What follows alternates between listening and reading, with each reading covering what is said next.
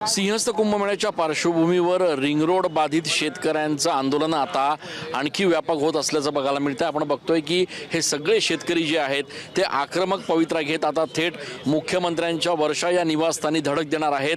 किरण गायकर या संपूर्ण आंदोलनाचं नेतृत्व करतायत। गेल्या अनेक दिवसांपासून मागणी आहे की हे जे काही अलाइनमेंट झालेले आहे ते चुकीचं आहे, चुकीच्या पद्धतीने भूसंपादन होत आहे। काय नेमका आक्षेप आहे आणि कसं आंदोलन असणार आहे? आम्ही पुराव्यानिशी सगळे पुरावे सादर केलेले आहेत। जिल्हाधिकाऱ्यांकडे वारंवार सातत्याने बैठका होऊन सुद्धा जिल्हाधिकारी नाशिकचे आयुष प्रसाद हे शासनाचं ऐकायला तयार नाहीये।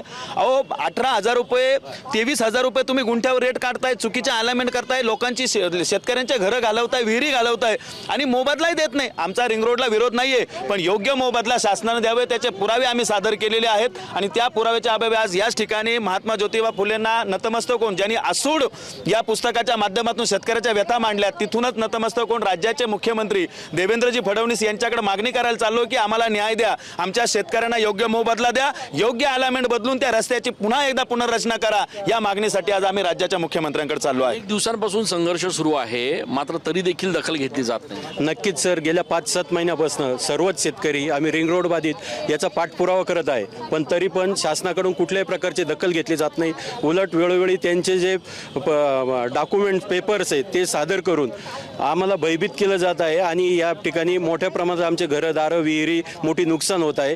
ही अलाइनमेंट चेंज करावी ही आमची मागणी आहे। महिला देखील या संपूर्ण आंदोलनात सहभागी झालेल्या आहेत। काय नेमकी मागणी आहे तुमची? आज मुख्यमंत्र्यांकडे तुम्ही जाणार आहात का? आमच्याकडे मागणी हीच आहे दादा, आमच्या जमिनीला रेट कमी दिलेला आहे। आमची 11 बिघे जमीन जाती, पोल्यावर जातं, द्राक्षाचा बाग पण जातो, डाळिंबाचा बाग जातोय, घरं जाते, आम्हाला राहायची सोय नाही। त्याच्यामुळे मग जमिनीचा योग्य भाव द्यायला पाहिजे ना सरकारने।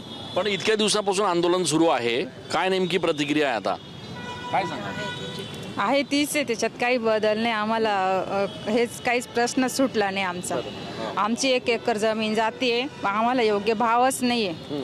इकडं ढगे बेलगाव इकडं ह्या यांनी आम्हाला भाव दिला तरी होईल, पण आमचा भाव खूप कमी लावलेला आहे। त्याच्यामुळं मग आम्हाला काही परवडत नाही। आमचं 25 माणसांचं खटलं, त्या मळ्यामध्ये आमचं चालायचं। आता आमचा तो मळा म्हणजे पूर्ण 1 एकर जातोय तिथला।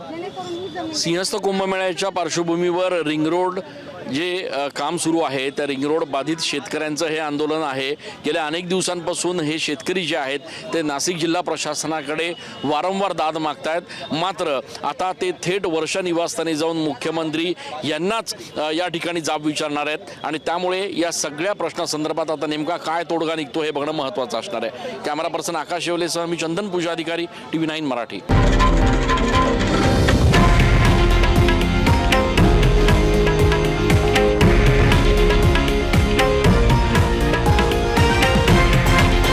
हे आहे देशातील नंबर 1 न्यूज नेटवर्क आणि आपण पाहत आहात TV9 मराठी, एकमेव।